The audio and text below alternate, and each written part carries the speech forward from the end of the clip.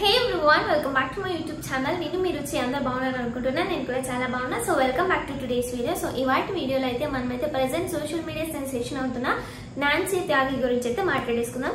So basic గా నేను ఈ టాపిక్ చూస్ చేసుకోవడానికి మెయిన్ రీజన్ వచ్చేసి ఇది ఫ్యాషన్ రిలేటెడ్ కాబట్టి అండ్ ఆల్సో తన స్టోరీ నన్ను ఇన్స్పైర్ చేసింది. సో ప్రెసెంట్ అయితే తన ఫిల్మ్ ఫెస్టివల్ లుక్స్ అయితే బయట వచ్చాయి. సో వాటి గురించి కూడా మాట్లాడేసుకుందాం అండ్ ఆల్సో తన స్టోరీ ఏంటి, సో ఎక్కడ చూసినా తన గురించి అనమాట. ప్రెసెంట్ అయితే న్యూస్, ఇన్స్టాగ్రామ్ చూసినా, యూట్యూబ్ చూసినా, గూగుల్లో చూసినా, ఎక్కడ చూసినా తన గురించే. సో బేసిక్ గా నేనైతే తన వీడియోస్ అయితే ముందు నుంచి ఫాలో అయ్యేదాన్ని. అంటే తను అవుట్ఫిట్ ఫ్రమ్ స్క్రాచ్ చేయడానికి చాలా ఫేమస్ అనమాట. అంటే తను పెద్ద పెద్ద డిజైనర్స్ చేసిన డిజైన్స్ అయితే ఇన్స్పిరేషన్ గా తీసుకొని వాటిని అయితే స్క్రాచ్ నుంచి చేసేదన్నమాట. అంటే చాలా రీజనబుల్ అండ్ తక్కువ ప్రైజెస్ లో మెటీరియల్ కూడా తనే తీసుకొని దాన్ని మళ్ళీ తనే కూడా స్టిచ్ చేసుకొని సేమ్ డిజైన్స్ అయితే తను రెప్లికేట్ చేసేది. తను వచ్చేసి ఉత్తరప్రదేశ్ లోని బరన్బా అనే విలేజ్ లో పుట్టింది. సో తను వచ్చేసి 23 years old అనమాట. సో తను ఫ్యాషన్ ఇన్ఫ్లుయెన్సర్. యూట్యూబ్ లో కూడా తనకు ఆల్మోస్ట్ 1 million పైన ఫాలోవర్స్ ఉన్నారు అండ్ ఆల్సో ఇన్స్టాగ్రామ్ లో కూడా అనమాట. సో ఫస్ట్ స్టార్టింగ్ అయితే తను నార్మల్ వీడియోస్ చేస్తూ ఉండేది. సో చాలా ట్రోల్ కూడా చేశారు, తనని మీమ్స్ అంతా చేశారు.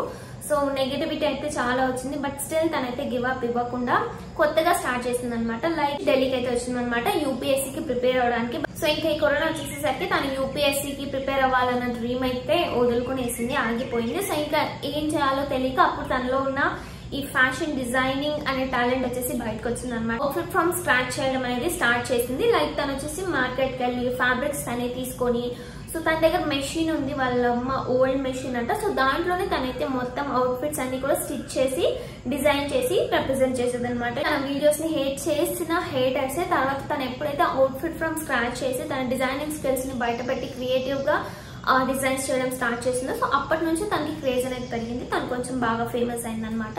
సో తను బేసిక్ గా బాలీవుడ్ హీరోయిన్స్ కావచ్చు, సెలబ్రిటీస్ కావచ్చు, వాళ్ళ అవుట్ఫిట్స్ ఉంటాయి కదా, డిజైనర్ అవుట్ఫిట్స్ ని వాటిని రెప్లికేట్ చేసేది అనమాట. సో తను వచ్చేసి చిన్న విలేజ్ నుంచి ఈ రోజు కాన్స్ ఫిల్మ్ ఫెస్టివల్ లో డెబ్యూ చేసేదాకా వచ్చింది. సో తన హార్డ్ వర్క్ పే ఆఫ్ అయింది. సో అందుకనేసి తను ఇప్పుడు అంత ట్రెండ్ అవుతుంది. ఇప్పుడు ఇంకా సెన్సేషన్ అవుతున్న ఇంకొక విషయం ఏంటంటే తను కాన్స్ ఫిల్మ్ ఫెస్టివల్ లో ఇంగ్లీష్ లో అయితే మాట్లాడలేదు.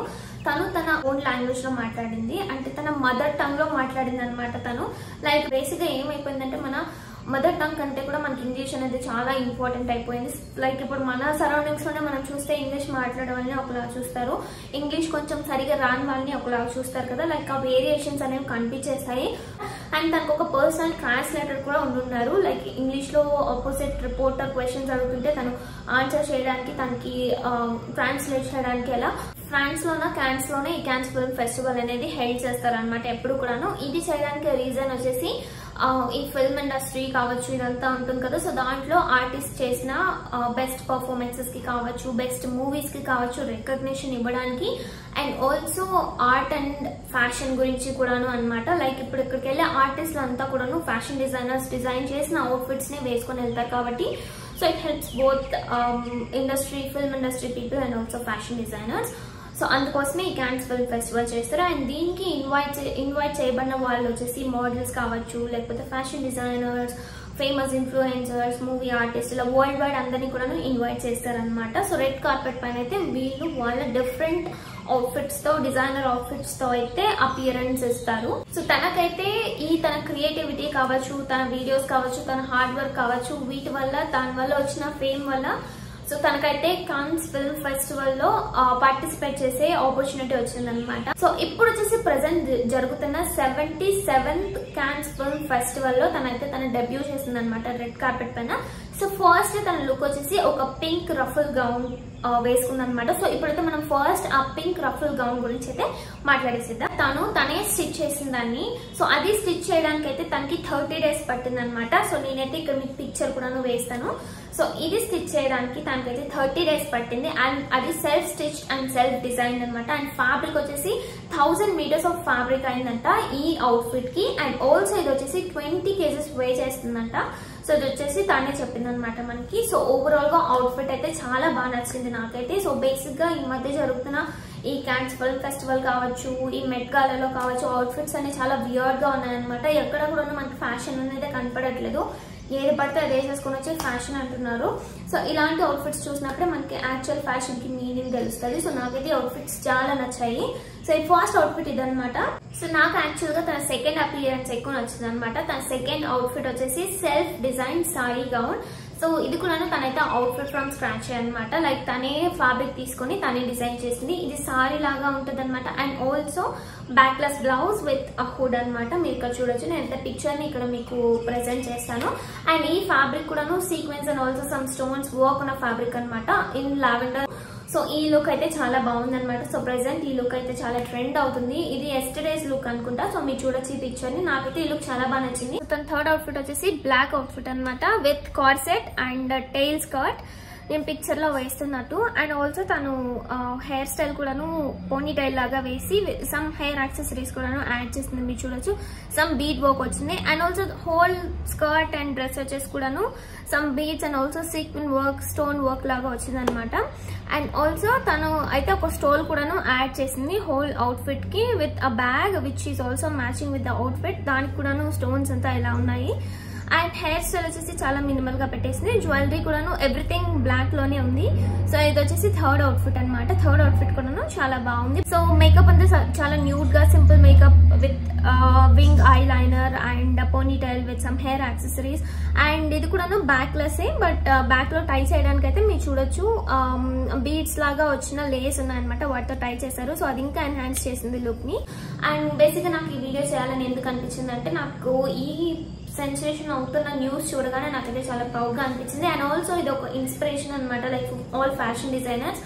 సో మేమంతా కూడా ఫ్యాషన్ డిజైనింగ్ చేసి లైక్ జాబ్స్ కోసం ఇలా చూస్తుంటే, తను ఫ్యాషన్ డిజైనింగ్ చేయకుండా కూడాను తన క్రియేటివిటీని అయితే ఇలా యూజ్ చేసుకుంది. అండ్ ఆల్సో ఇలా షోకేస్ చేసింది.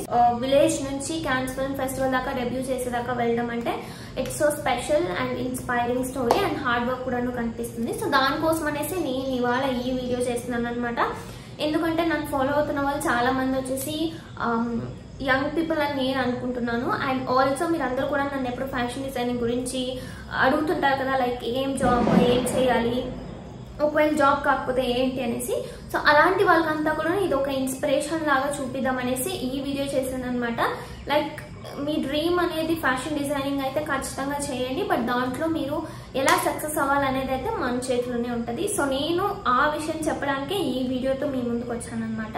సో ఈ వీడియో మీ అందరికీ కూడా ఇన్స్పైరింగ్ గా ఉంటుంది అండ్ ఆల్సో హెల్ప్ఫుల్ అవుతుందని నేను ఫీల్ అవుతున్నాను. అండ్ ఆల్సో మనందరం కూడాను దాని నుంచి నేర్చుకోవాల్సింది అయితే చాలా ఉందన్నమాట. సో యా, ఇదే అనమాట ఇవాల్టి వీడియో.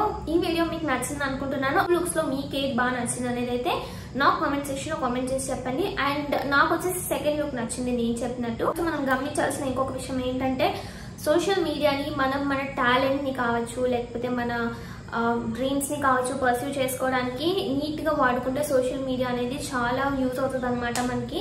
సో ఇప్పుడు తను ఇంత సెన్సేషన్ అవడానికి రీజనే సోషల్ మీడియా. సో సోషల్ మీడియాని ఎలా వాడుకోవాలో మనం అలా వాడుకోవాలన్నమాట. సోషల్ మీడియాని మంచి పద్ధతిలో వాడితే అందరూ కూడా సక్సెస్ అనేది సాధిస్తారు. బికాస్ సోషల్ మీడియా అనేది ప్రపంచం అంతా ఉంది కాబట్టి మనం ఇక్కడ ఏదైనా చేస్తే అది మొత్తం ప్రపంచం అంతా పాకుతుంది. సో అలా తనకి ఫేమ్ వచ్చిందనమాట. సో అందుకే నేను చెప్తున్నాను, చాలా మంది ఇప్పుడు మనం యూట్యూబ్ చేస్తున్నాం, ఇన్స్టాగ్రామ్ చేస్తున్నాం అంటే లైక్ వెనక్కి లాగే వాళ్ళు కూడా చాలా మంది ఉంటారు, నెగిటివ్ గా చెప్పే వాళ్ళు ఉంటారు, ఎందుకు చేస్తున్నాం అనే వాళ్ళు ఉంటారు. బట్ మీకు ఐడియా ఉండాలి అండ్ మీ గోల్ ఏంటి అనేది మీకు తెలిస్తే చాలన్నమాట. నీట్ గా మిమ్మల్ని మీరు ప్రెజెంట్ చేసుకుంటే చాలు సోషల్ మీడియాలో.